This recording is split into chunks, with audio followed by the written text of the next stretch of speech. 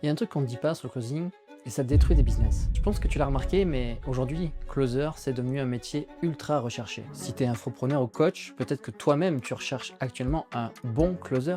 On a même des entrepreneurs aujourd'hui qui font de la pub sur Meta pour dire recherche closer avec un gros panneau d'affichage. Tu as des formations à 3000 € qui promettent de devenir closer à des particuliers qui veulent changer de vie. Bref, tout le monde veut devenir closer et tout le monde cherche des closers. Mais il y a un problème, un vrai problème. Pourtant, personne n'en parle, alors que ça détruit des business et que ça brise des rêves. Dans cette vidéo, je vais te montrer ce qui ne va pas avec le closing tel qu'il est pratiqué aujourd'hui, pourquoi personne n'en parle, et surtout, comment tu peux protéger ton business de ce piège. Avant de démarrer, je voulais juste te poser rapidement le cadre.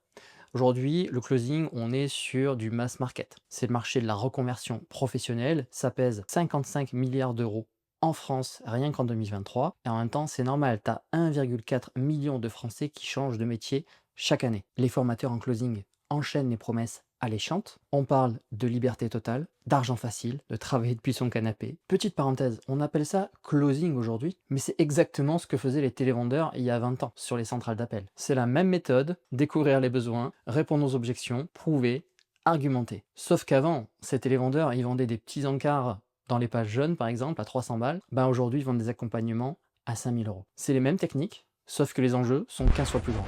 Parenthèse fermée. Maintenant, il y a deux problèmes majeurs avec ce qui se passe aujourd'hui dans le closing high ticket. Et le second, c'est la plus grosse menace qui pèse sur ton business.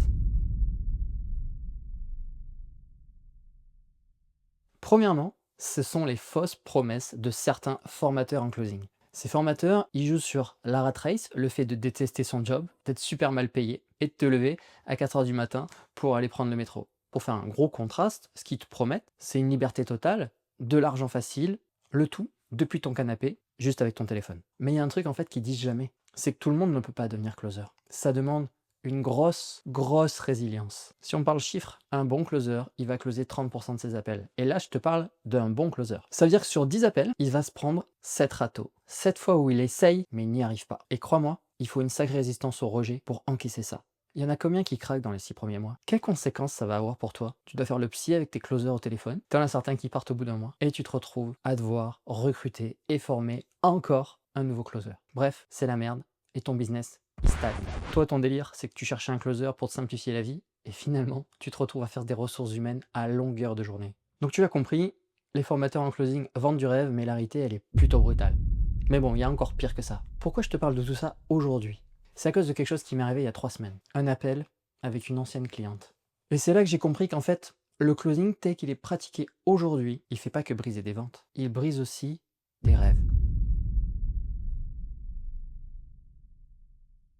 Et là, on touche au cœur du problème. Celui qui peut avoir le plus d'impact négatif sur ton business. Certains formateurs en closing, je dis certains parce que je veux pas mettre tout le monde dans le même panier, ils vendent tellement la liberté et l'argent facile qu'aujourd'hui la valeur argent a pris pas sur tout le reste. Sur la qualité du service, sur l'intérêt du client et sur la relation de confiance. On revient à cet appel que j'ai eu il y a 3 semaines. Je reçois l'appel d'une ancienne cliente, une thérapeute qui veut diversifier son business et se lancer avec des programmes en ligne. Et elle m'appelle pour me demander de l'aide sur une stratégie publicitaire. Elle investit 5000 € dans une formation pour apprendre à faire des webinaires. La formation, elle est excellente. Le contenu, il est top. Les formateurs aussi.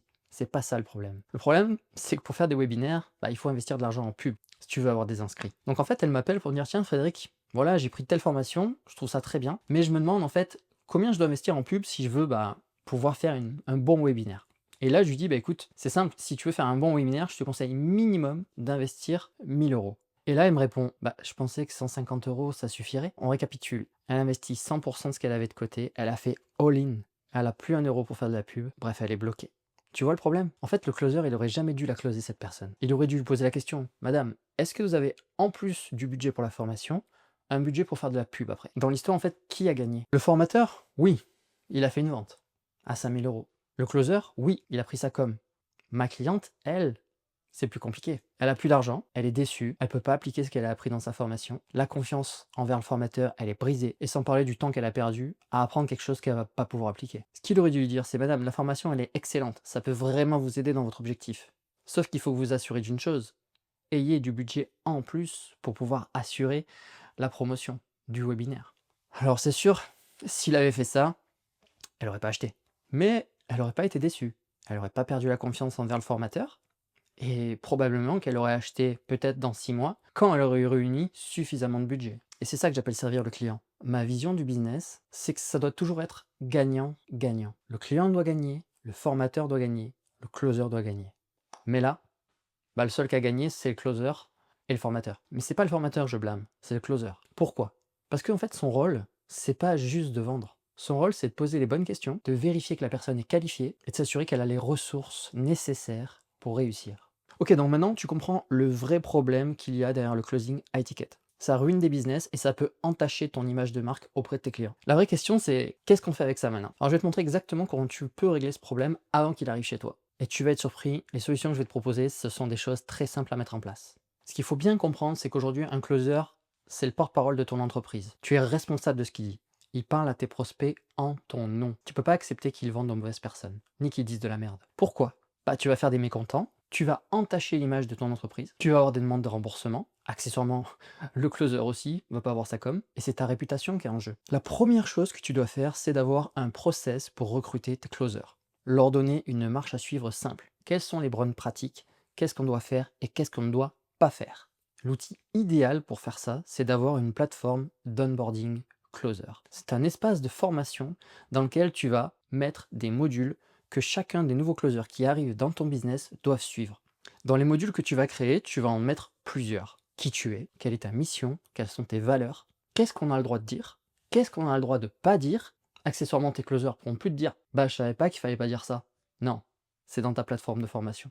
Si c'est un peu flou pour toi, qu'est-ce qu'il faut mettre concrètement dans cette plateforme d'onboarding, j'ai créé une liste en fait que je te laisse en dessous en commentaire où tu vas voir exactement quels sont les modules que tu dois faire apparaître dans ta plateforme d'onboarding. Ainsi, tu vas pouvoir la créer beaucoup plus rapidement. Clique en dessous pour l'obtenir dès maintenant. Ok, donc maintenant les closers savent précisément ce qu'ils peuvent faire, ce qu'ils peuvent dire et ce qui est interdit. Mais il te manque encore quelque chose. Le deuxième outil que je vais te proposer, c'est de mettre en place un quiz de qualification. Qu'est-ce que c'est un quiz de qualification? Super simple. C'est une série de questions qui qualifient ou disqualifient un prospect. Si le prospect obtient un score trop bas, il n'aura pas la possibilité de prendre un appel. Ça se positionne entre ton appel à l'action et le calendrier de ton closer. Moi, il y a un outil qui est très bien que je te recommande, s'appelle Fillout, qui permet de faire vraiment aujourd'hui des quiz de qualification assez facilement. Si on prend l'exemple de ma cliente, le formateur, ce qu'il aurait dû faire, c'est dans son quiz de qualification mettre une question. Avez-vous un budget disponible pour faire de la publicité sur Meta Ads? Oui, non. Typiquement, si les prospects n'ont pas de budget dispo, pas de rendez-vous. Ou alors, la personne est redirigée vers une offre plus adaptée. Et voilà. C'est comme ça que tu as un système simple qui protège tout le monde. Tes clients, tes closers, ton business. Tu vois la différence? Si tu veux que je te montre exactement comment créer un quiz de qualification, je vais créer bientôt une vidéo sur comment créer un quiz de qualification, donc pense à t'abonner et activer les notifications pour être prévenu dès qu'elle sort. Dedans, je te dirai les questions précises à poser, comment paramétrer Fillout, comment l'intégrer à ton calendrier et comment disqualifier automatiquement les prospects qui ne sont pas suffisamment qualifiés. Voilà, aujourd'hui je voulais te parler de ça parce que ça me tient à cœur, mais parce que c'est aussi une menace qui pèse sur ton business si tu fais pas gaffe. Maintenant, tu as 2 leviers puissants pour t'en prémunir.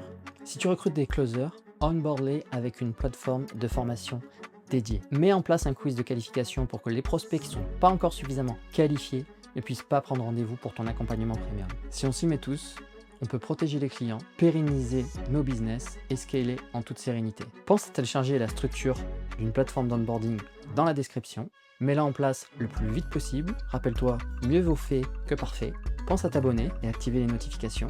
Et on se voit dans la prochaine vidéo. Ciao!